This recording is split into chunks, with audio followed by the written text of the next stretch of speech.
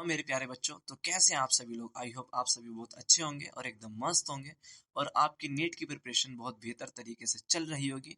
और आपकी प्रिपरेशन को बेहतर से बेहतरीन बनाने के लिए आज हम लेकर आए हैं लेक्चर नंबर 03, जिसमें हम समझेंगे बेटा फीमेल रिप्रोडक्टिव सिस्टम के बारे में। देखिए, अगर हम फीमेल रिप्रोडक्टिव सिस्टम के पार्ट को डिवाइड करें तो बेटा मेनली यहाँ पर दो पार्ट्स होते हैं। पहले बात आती है एक्सटर्नल जेनाइटेलिया और दूसरा आता है इंटरनल ऑर्गन्स के बारे में।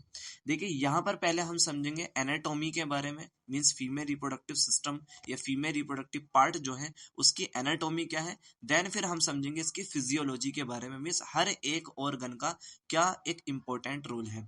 जैसे फीमेल के अंदर मेंस्ट्रुएशन होते हैं तो वो कैसे होती है वो चीज हम समझेंगे। फीमेल के अंदर फर्टिलाइजेशन कैसे होता है वो चीज हम समझेंगे। पार्चुरेशन कैसे होता है वो हम समझेंगे। पूरी एम्ब्रियोजेनेसिस को डिटेल में समझेंगे। तो पहले आज हम समझेंगे बेटा एनाटॉमी के बारे में। तो सबसे पहली बात आती है, अगर हम फीमेल की बात करें तो फीमेल के अंदर इंटरनल जेनाइटेलिया होता है और दूसरा होता है एक्सटर्नल जेनाइटेलिया।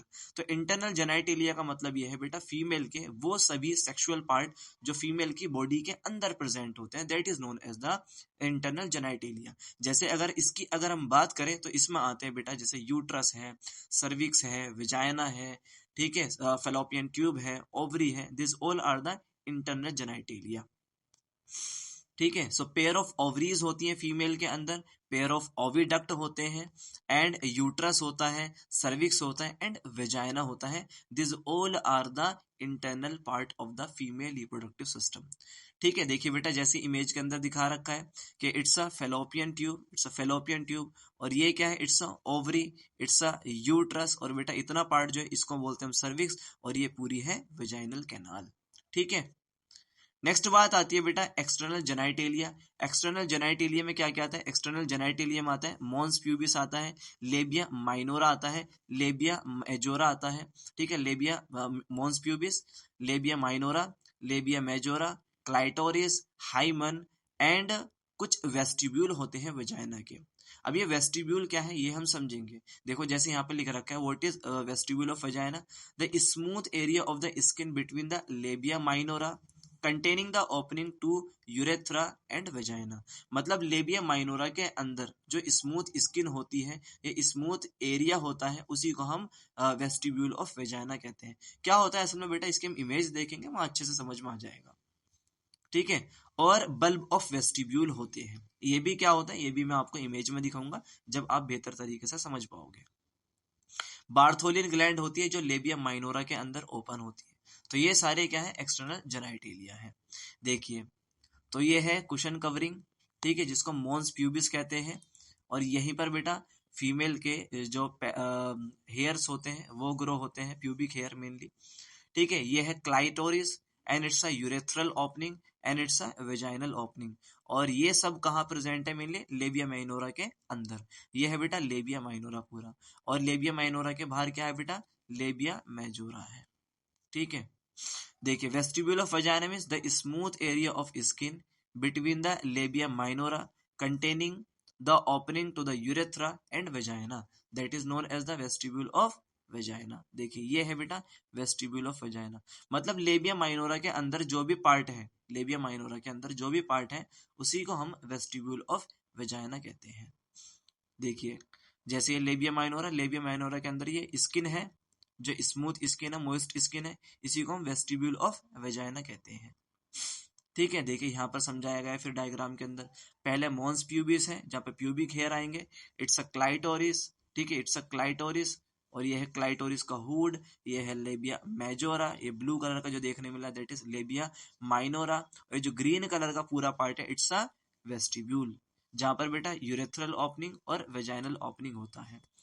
अब जहां पर लेबिया माइनोरा जॉइंट होता है वो पॉइंट, और एनस, एनस और जहां पर लेबिया माइनोरा जुड़ते हैं उस पूरे डिस्टेंस को हम बोलते हैं बेटा फोर्चेट। क्या कहते हैं, फोर्चेट, और इट्स अ एनस।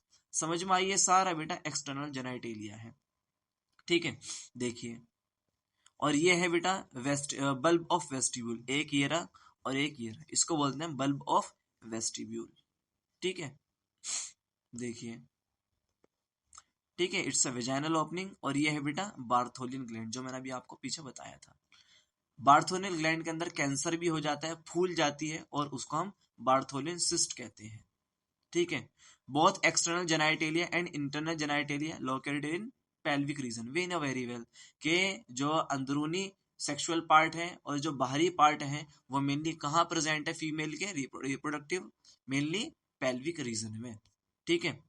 सबसे पहले बात करेंगे बेटा हम ओवरी के बारे में। ओवरी को हम प्राइमरी सेक्सुअल ऑर्गन के नाम से भी जानते हैं। क्यों कहते हैं इसको प्राइमरी सेक्स ऑर्गन? क्योंकि बेटा यही रेस्पॉन्सिबल होती है गैमेट्स के फॉर्मेशन के लिए, इसीलिए इसको बोलते हैं, it is known as the primary sex organ. तो ovaries is what? It's a almond shape और ये प्राइमरी सेक्स ऑर्गन है क्योंकि गैमेट्स बनाती है। प्रोड्यूस ओवम और बेटा स्ट्रोइडल हार्मोन। कौन कौन से स्ट्रोइडल हार्मोन? मेनली प्रोजेस्टेरोन हो गया और एस्ट्रोजन। ठीक है, एस्ट्रोजन हो गया and progesterone, this both are the steroidal hormone which is secreted from the ovaries. Stand with the body temperature for the oogenesis। जबकि हमने मेल के अंदर देखा था जो टेस्टिस है वो बॉडी टेम्परेचर के साथ नहीं रह सकते क्योंकि उनको 2 से 2.5 डिग्री सेल्सियस टेम्परेचर कम चाहिए होता है स्पर्मेटोजेनेसिस के लिए, जबकि यहाँ पर बेटा ऐसा कुछ भी नहीं है। ठीक है। तो oogenesis जो है, फॉर्मेशन ऑफ ओवम जो है, वो फीमेल की बॉडी का जो टेम्परेचर है उसके साथ ही बन हो सकता है। मीन्स वो ओवम जो होता है वो 37 डिग्री सेल्सियस टेम्परेचर में ही बन सकते हैं। And equal to the testis, इनका जो साइज है वो इतना होता है जितना टेस्टिस का होता है।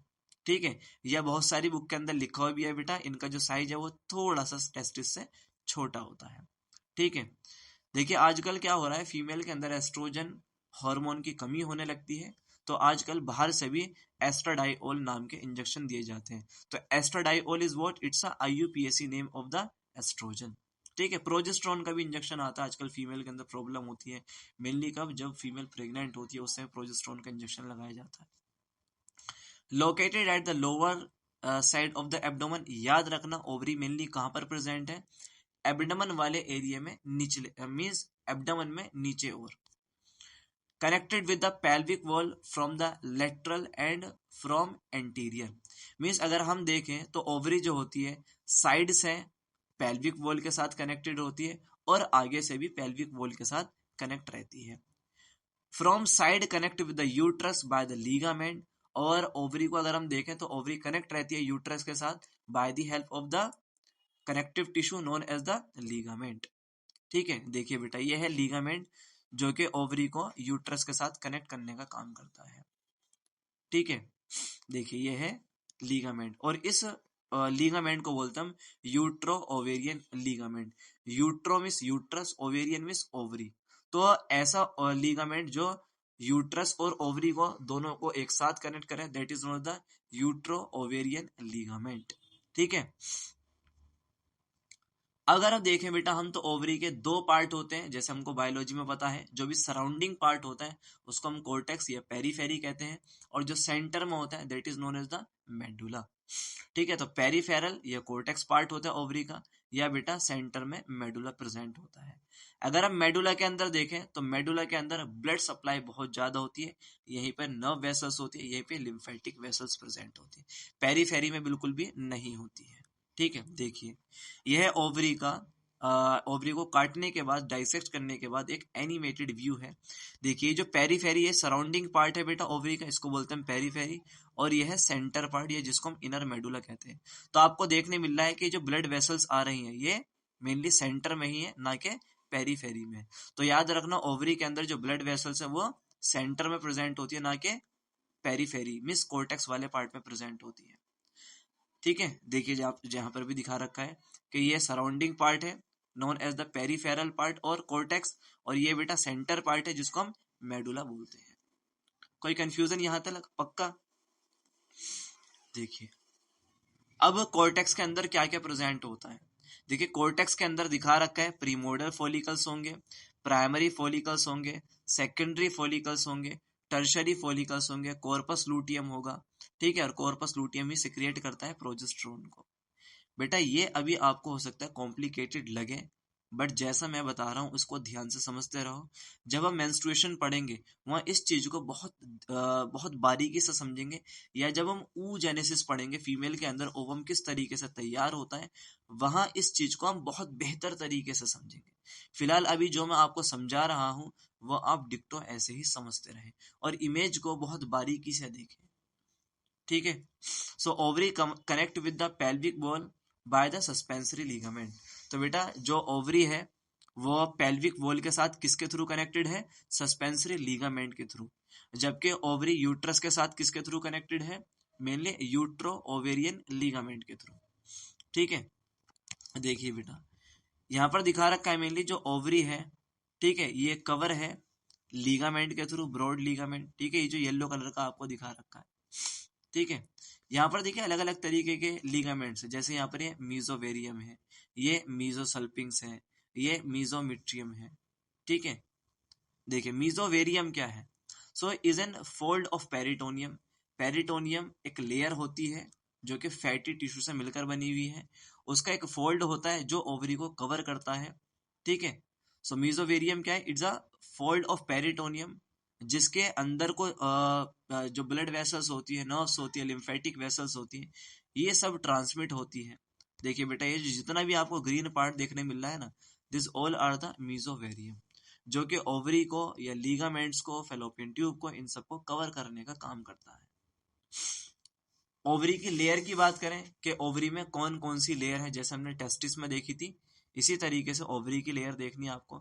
सबसे बाहर प्रेजेंट है बेटा पेरिटोनियम, या हम कह सकते हैं फैटी लेयर। फिर दूसरी लेयर होती है जो कि मिडिल लेयर है, that is cuboidal germinal epithelium. One of the most important question है नीट का, कि जो ओवरी की मिडिल लेयर है वो किस एपिथेलियम टिश्यू से मिलकर बनी हुई है? तो मेनली वो क्यूबोइडल जर्मिनल एपिथेलियम से मिलकर बनी हुई है। फिर आते हैं ट्यूनिका एल्बुजिनिया, ठीक है। तो ट्यूनिका एल्बुजिनिया यहाँ पर इनर मोस्ट लेयर है ओवरी की। देखिए सबसे बाहर वाली लेयर है दैट इज जर्मिनल एपिथेलियम। फिर ये ग्रीन कलर की देखने मिल रही है, दैट इज वो सॉरी सबसे अंदर की तरफ है ट्यूनिका एल्बुजिनिया, ठीक है। ये मिडिल लेयर है दैट इज जर्मिनल एपिथेलियम, सबसे अंदर वाली दैट इज ट्यूनिका एल्बुजिनिया, और जर्मिनल से भी बाहर प्रेजेंट होगी दैट इज पेरिटोनियम। तो cortex contain ovarian follicles. Cortex में हमने देखा बेटा अभी ओवेरियन फॉलिकल्स प्रेजेंट है। जो मैच्योर फॉलिकल होता है उसको बोलते हैं हम ग्राफियन फॉलिकल। मैच्योर फॉलिकल क्या है? जब हम मेंस्ट्रुएशन पढ़ेंगे या oogenesis पढ़ेंगे तो वहां हम समझेंगे पहले प्रीमोडल फॉलिकल होता है, फिर प्राइमरी फॉलिकल होता है, फिर सेकेंडरी फॉलिकल होता है। सेकेंडरी फॉलिकल में antrum cavity, fluid filled cavity, air filled cavity बनती है जिसको हम एंट्रम बोलते हैं। फिर अब सेकेंडरी फॉलिकल कन्वर्ट हो चुका है टर्शरी फॉलिकल के अंदर। फिर टर्शरी फॉलिकल और मैच्योर होगा, जब वो मैच्योर हो जाएगा उसको हम ग्राफियन फॉलिकल कहते हैं, और मैच्योर फॉलिकल के अंदर ही सेकेंडरी oocyte देखने मिलता है, ठीक है। अभी आपको कुछ नहीं याद रखना, अभी आपको बस सिर्फ और सिर्फ ये ध्यान रखना है कि मैच्योर फॉलिकल का नाम क्या है? ग्राफियन फॉलिकल है। जो ओवरी के अंदर सबसे ज्यादा फॉलिकल पाए जाते हैं उनको बोलते हैं प्रीमोडल फॉलिकल, ठीक है। हर एक फॉलिकल के अंदर oocyte या ओवम होता है, ठीक है। One follicle release in each month, हर एक महीने या हर माह में एक फॉलिकल रिलीज होता है, और हर फॉलिकल के अंदर से एक ओवम निकलता है, ठीक है।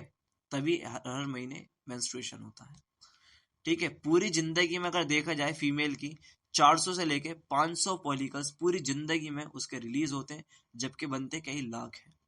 मतलब फीमेल की बॉडी में, फीमेल की पूरी रिप्रोडक्टिव लाइफ में सिर्फ और सिर्फ 400 से लेके 500 ओवम, 500 फॉलिकल्स, हम कह सकते हैं ओवम रिलीज होते हैं, जबकि पूरी बॉडी में बेटा बनते लाखों हैं, ठीक है। देखिए यहाँ पेरीफेरी वाला पार्ट दिखा रखा है, इसको ध्यान से देखो। सबसे पहले बेटा ये पेरीफेरी वाला पार्ट है। इस पेरीफेरी वाले पार्ट में ये प्रीमोडल फॉलिकल है जो सबसे ज्यादा है। प्रीमोडल फॉलिकल पर आएगा FSH, फॉलिकुलर स्टिमुलेटिंग हार्मोन, ये कन्वर्ट हो जाएगा प्राइमरी फॉलिकल में, फिर कन्वर्ट हो जाएगा सेकेंडरी फॉलिकल में, फिर हो जाएगा ये देखो यहाँ पर येलो कलर की सी एयर फील्ड कैविटी मिल रही है, इसको बोलते हैं हम टर्शरी फॉलिकल। जैसे टर्शरी फॉलिकल कन्वर्ट होगा मैच्योर फॉलिकल में, ग्राफियन फॉलिकल में, यहाँ आएगा लुटेनाइजिंग हार्मोन। लुटेनाइजिंग हार्मोन इस oocyte को बाहर निकाल देगा in the form of secondary oocyte। अब ये सिर्फ वो जो खोखला पार्ट बचेगा इसका, जिसको बोलते हैं बेटा हम corpus luteum. Corpus luteum release करेगा प्रोजेस्टेरोन को, जो कि यूट्रस के एंडोमेट्रियम को पकड़े रखेगा। अभी हो सकता है आपको ये चीज समझ ना आई हो, जब मैं मेंस्ट्रुएशन दिखाऊंगा आपको, वहां ये बहुत बेहतर तरीके से समझ में आएगा आपको। देखिए, तो ओव्यूलेशन का मतलब क्या है? ओव्यूलेशन का मतलब ये लिबरेशन ऑफ ओवम। जब ओवम निकलता है ग्राफियन फॉलिकल्स में, ग्राफियन फॉलिकल से at the time of 14th day of menstruation, that is known as the ovulation. ठीक है, तो ओव्यूलेशन कब होता है? मेंस्ट्रुएशन के 14वें दिन। After ovulation the remaining part is known as the corpus luteum. Ovulation जैसे हो जाएगा, ओवम बाहर निकल जाएगा, बचेगा रिमेनिंग पार्ट ग्राफियन फॉलिकल का, जिसको हम येलोविश बॉडी कहते हैं या बेटा कॉर्पस लूटियम कहते हैं। और कॉर्पस लूटियम का मेन काम होता है प्रोजेस्टेरोन को रिलीज करना। ठीक है, ओवरी का फंक्शन क्या है? तो अभी आपको पता चल गया, मेनली दो फंक्शन है ओवरी के।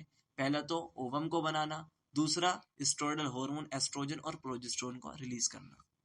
तो मेनली दो फंक्शन है ओवरी के। The first is production of oocyte and second is production और releasing of reproductive hormone. And ovarian stroma contain the fibroblast cell. अब बेटा जो ओवेरियन स्ट्रोमा है मींस जो मेडुलरी पार्ट है, या आप ये मान लो ओवरी के अंदर कुछ सेल्स होती है जिनको बोलते हैं फिब्रोब्लास्ट सेल्स। फिब्रोब्लास्ट सेल एक ऐसी सेल्स होती है जो कि इम्यूनिटी प्रोवाइड करती है ओवरी को, और ओवरी को कैंसर से बचाती है। तो fibroblast are the cells which is the cancer invading cell, जो कि कैंसर से बचाने का काम करती है ओवरी को। ठीक है, ovary duct that is also known as the fallopian tube. ठीक है, एक्सेसरी डक्ट की बात करें अगर हम, अगर हम फीमेल के अंदर एक्सेसरी डक्ट की बात करें, सो एक्सेसरी डक्ट में पहला आता है ओवरी, फिर आता है यूट्रस, फिर आता है बेटा वेजाइना और सर्विक्स। ठीक है, तो ये सारी की सारी क्या है? एक्सेसरी डक्ट है। तो 3 एक्सेसरी डक्ट होती है फीमेल रिप्रोडक्टिव सिस्टम के अंदर, जो आपको याद रखना है। नेक्स्ट बात आती है बेटा ओविडक्ट। ओविडक्ट को हम फेलोपियन ट्यूब के नाम से भी जानते हैं। ये जो आपको देखने मिल रही है tube, it is known as the fallopian tube. तो ओविडक्ट का दूसरा नाम क्या है? Fallopian tube. फेलोपियन ट्यूब के अंदर ओविडक्ट में क्या क्या पार्ट है, चलो देखते हैं।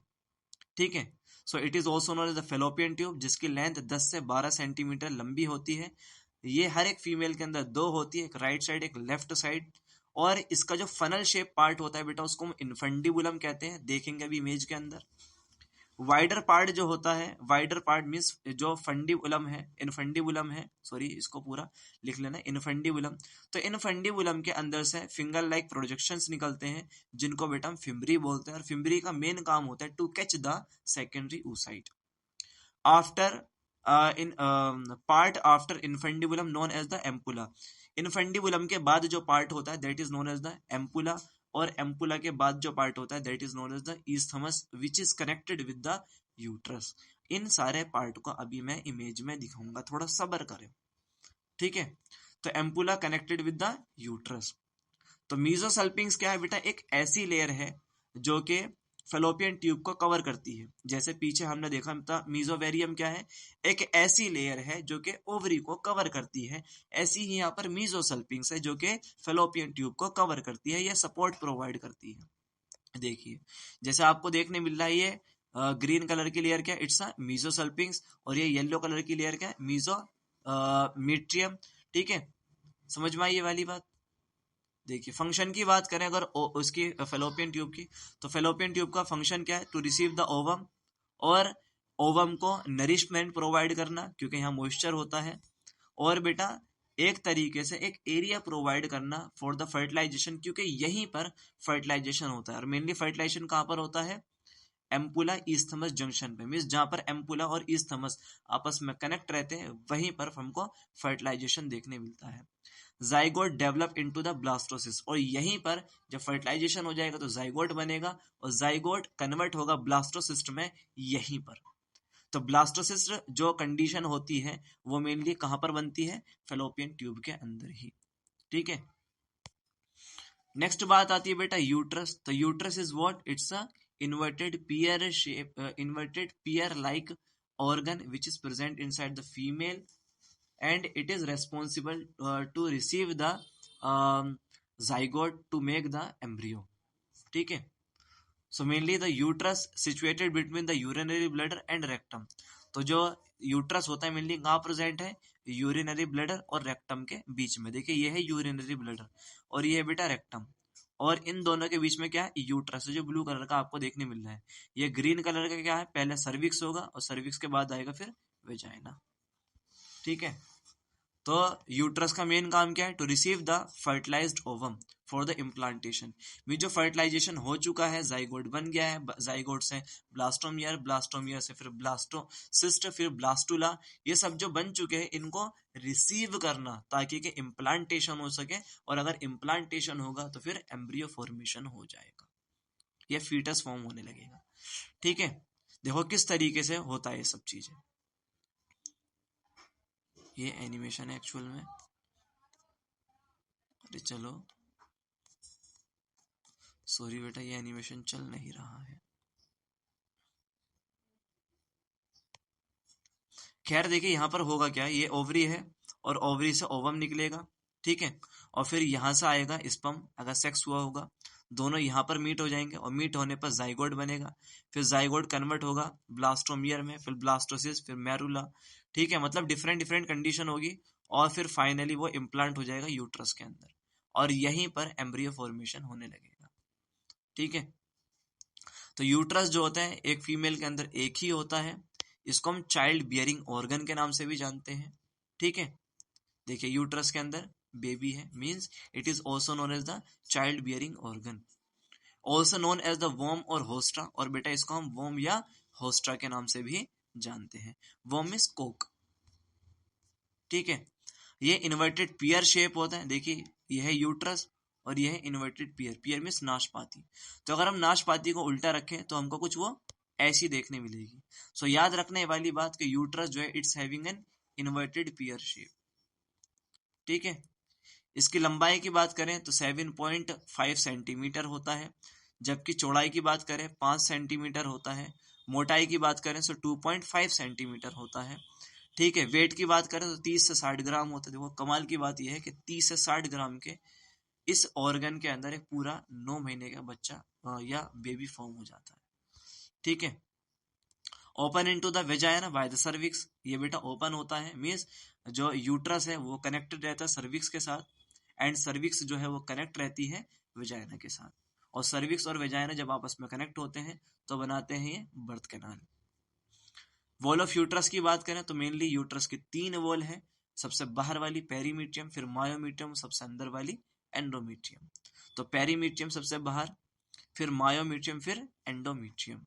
ठीक है, देखिए बेटा सबसे बाहर वाली दैट इज पेरीमीट्रियम, ठीक है, सबसे बाहर वाली पेरीमीट्रियम, और फिर ये बीच वाली दैट इज मायोमीट्रियम, और सबसे अंदर वाली जो कि मेंस्ट्रुएशन में झड़ जाती है दैट इज एंडोमीट्रियम।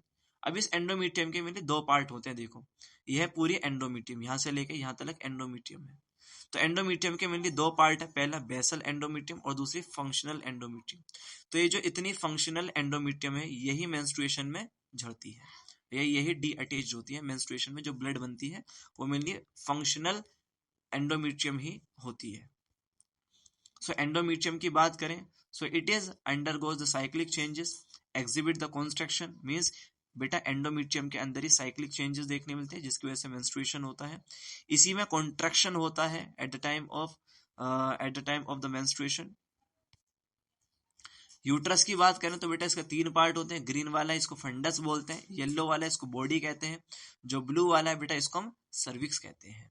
ठीक है, जो बॉडी है ये 2/3 पार्ट है, जो सर्विक्स है ये 1/3 पार्ट होता है पूरे यूट्रस का। ठीक है, कैविटी ऑफ सर्विक्स की बात करें तो जो सर्विक्स है उसकी जो कैविटी है देखिए ये यहाँ जो आपको देखने मिलती है। ठीक है, ये जो पूरा स्थान है, ये जो पूरी खाली जगह है इसको बोलते हैं हम सर्वाइकल कैनाल।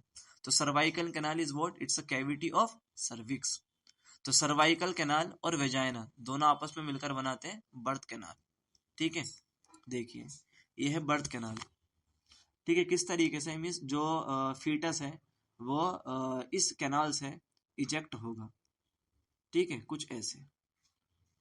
ठीक है, इसीलिए बेटा वेजाइना को और सर्विक्स जब आपस में कनेक्ट होते हैं इसी को बोलते हैं बर्थ कैनाल। ठीक है, क्यों, क्योंकि यहीं से फीटस निकल कर आता है।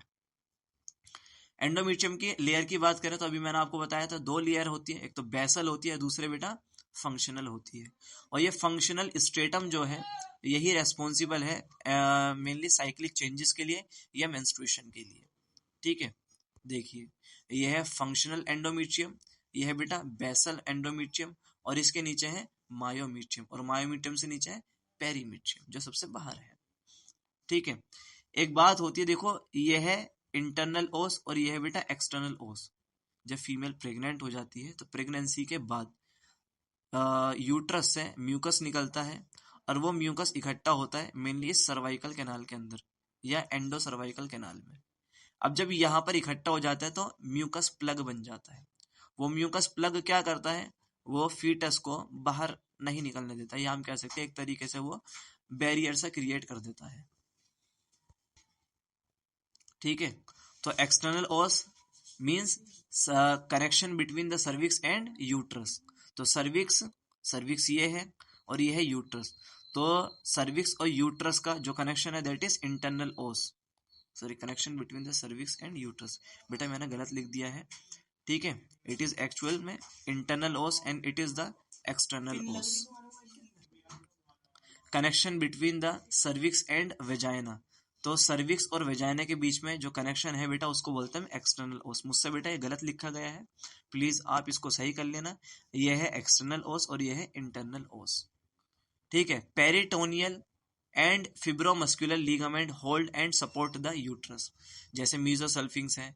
इसी तरीके से बेटा यहाँ पर एक लिगामेंट होता है या एक लेयर होती है जो कि यूट्रस को कनेक्ट करता है पेल्विक वॉल के साथ, that name is the fibromuscular ligament या पेरिटोनियल। अब यहाँ पर क्या है, एक दो टर्म्स है, कभी कभी पूछ लेते हैं, एंटी वर्जन क्या है, एंटी फ्लेक्सोन क्या है। So anti version is nothing, it is the 90 degree angle between the vagina and uterus. तो यूट्रस और वेजाइना के बीच में जो एक 90 डिग्री का एंगल बनता है that is known as the anteversion. और एंटी फ्लेक्सोन क्या है, 170 डिग्री का जो एंगल बनता है यूट्रस और सर्विक्स के बीच में that is known as the anteflexion. देखिए it is the anteversion, ये यूट्रस है ये वेजाइना है, तो यहाँ पर जो एंगल बनना है वो 90 डिग्री का है। इट इज द एंटी फ्लेक्सोन, यहाँ पर जो एंगल बनना है बेटा वो 170 डिग्री का बन रहा है। ठीक है, देखिए यहाँ पर दोनों ही चीज बता दी, it is the anteflexion and it is the anteversion. ठीक है, एंटी फ्लेक्सोन 90 डिग्री और 170 डिग्री का दैट इज एंटी वर्जन।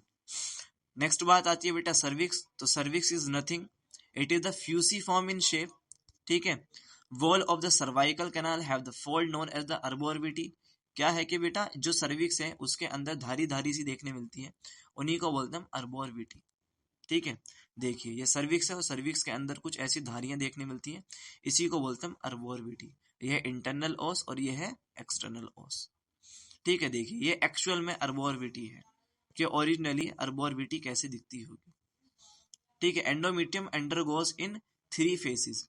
अब क्या है कि बेटा जब मेंस्ट्रुएशन पढ़ेंगे तो वहां पर याद रखना कि देखो हम इसको ना शॉर्ट में समझ लेते हैं, मेंस्ट्रुएशन को जब हम डिटेल पढ़ेंगे वहां आपको बेहतर से समझ में आएगा। बस आप फिलहाल ये याद कर लो, फिर आप मेंस्ट्रुएशन का अच्छे से समझ पाओगे। तो अगर हम देखें तो एंडोमेट्रियम के 3 फेजेस होते हैं बेटा। पहला प्रोलिफरेशन फेज होता है, दूसरा आता है प्रोजेस्टेशनल फेज, और लास्ट वन आता है मेंस्ट्रुएशन फेज। तो प्रोलिफरेशन फेज में क्या होता है, यहाँ पर जो गैमेट्स वगैरह है या जो फॉलिकल्स है वो मैच्योर होंगे। दूसरा आता है प्रोजेस्टेशनल फेज, मीन्स यहाँ पर क्या होगा कि जो फॉलिकल्स वगैरह हैं, ठीक है, प्रोजेस्टेरोन है, फॉलिकल से प्रोजेस्टेरोन निकलने लगेगा मेनली कॉर्पस लूटियम से। और मेंस्ट्रुएशन फेज क्या है, जब मेंसेस होने लगेगा। तो मेनली यहाँ पर 3 फेज होते हैं एंडोमेट्रियम के, पहला प्रोलिफरेशन फेज, दूसरा progestational phase and the last one is the menstruation phase. ठीक है, तो देखो एंडोमेट्रियम में क्या क्या होगा, पूरी एंडोमेट्रियम जो है मीन्स पूरी मेंस्ट्रुएशन जो है वो 28 दिन की होती है। पहले दिन से लेकर 5वें दिन तक मेंस्ट्रुएशन होगा, मीन्स ब्लीडिंग बहुत भयंकर होती है। फिर 5वें दिन से 15वें दिन तक प्रोलिफरेशन फेज रहेगा, और फिर बेटा 15वें से लेकर ये मान लो 26वें तक या 27वें तक, ठीक है, कौन सा फेज रहेगा, प्रोजेस्टेशनल फेज रहेगा या सेक्रेटरी फेज रहेगा। फिर 28वें के बाद पहला दिन आएगा, मीन्स मेंस्ट्रुएशन हो जाएगा। ठीक है, देखिए यहाँ समझा रखा है कि पहले से लेके 5वें तक, ये चौथे तक मेंस्ट्रुएशन फेज, फिर 14वें दिन तक फॉलिकुलर फेज, फिर 28वें दिन तक सेक्रेटरी या प्रोजेस्टेशनल फेज। ठीक है, और फिर पहला दिन लग जाएगा 28वें के बाद, that is the that is the mainly menstruation phase, दूसरी साइकिल में। फंक्शन की बात करें कि यूट्रस का फंक्शन क्या है, तो यूट्रस का फंक्शन होता है feeding, implantation, labour for the delivery and menstruation. ठीक है, तो feeding you know very well कि जब इम्प्लांटेशन हो जाएगा, तो जब बेबी बनने लगेगा, एम्ब्रियो बनने लगेगा, तो यूट्रस से ही फूड आएगा और वह एम्ब्रियो के अंदर ट्रांसमिट होने लगेगा। इम्प्लांटेशन मीन्स हमको पता है जब जाइगोट बन जाता है तो वो इम्प्लांट होता है कहाँ पर बेटा, मेनली इनसाइड द यूट्रस। फिर labour for the delivery means जो पेन होता है for the ejection of the baby, that is known as the labour pain. तो लेबर पेन भी मेनली यूट्रस के अंदर होता है, और मेंस्ट्रुएशन में ही यूट्रस बहुत बड़ा रोल प्ले करता है। तो ये सारे जो फंक्शंस हैं यूट्रस के, वो आपको याद रखने हैं, फिल्मी निमोनिक्स है। ठीक है,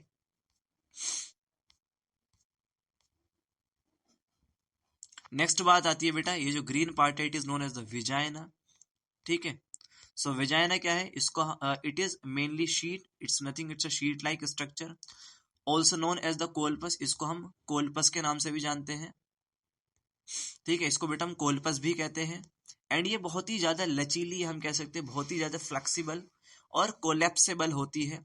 डिस्टेंसेबल मीन्स खिंच भी जाती है ये। Line by the stratified squamous epithelium, और बेटा अंदर से जो विजाइना होती है वो स्ट्रेटिफाइड स्क्वमस एपिथीलियम से बनी हुई होती है। इसकी लेंथ की बात करें तो 7.5 सेंटीमीटर से लेके 10 सेंटीमीटर इसकी लेंथ होती है। At front of rectum and behind the urinary bladder, rectum के बिल्कुल आगे और यूरिनरी ब्लैडर के पीछे देखने मिलती है। Organ of copulation, it is the organ for the copulation. And vaginal epithelium store the glycogen, जो वेजाइना की एपिथीलियम है उसके अंदर ग्लाइकोजन होता है। And these glycogen ferment by the lactobacillus and make acidic environment and prevent from the infection। Means vagina के अंदर जो लैक्टोबैसिलस बैक्टीरिया है, वो वेजाइना के अंदर जो ग्लाइकोजन प्रेजेंट है उसको फर्मेंट करते हैं, और फर्मेंट करने के बाद लैक्टिक एसिड बनाते हैं, और लैक्टिक एसिड जो है वेजाइना के पीएच को एसिडिक बनाता है, और वेजाइना इन्फेक्शन से बची रहती है। ठीक है, वेजाइनल बैक्टीरिया भी है बेटा, दो वेजाइनल बैक्टीरिया होते हैं, पहला आता है लैक्टोबैसिलस और दूसरा आता है लैक्टोनोस्टो। ठीक है, बैक्टीरियल वेजिनोसिस, तो बैक्टर क्या होता है कि फीमेल की वेजाइना से कभी कभी एबनॉर्मल डिस्चार्ज निकलने लगता है और बहुत ही फॉल ऑर्डर प्रोड्यूस होती है, that is because of the infection of bacteria vaginosis. ठीक है, यह है बेटा बैक्टीरिया वेजिनोसिस इन्फेक्शन का इमेज। ठीक है, देखो नॉर्मली कुछ ऐसी रहेगी, बट इन्फेक्शन होने की वजह से कुछ ऐसी भी हो सकती है। ठीक है, नेक्स्ट बात आती है बेटा फीमेल एक्सटर्नल जेनाइटेलिया, वो देखेंगे हम अपने नेक्स्ट लेक्चर में।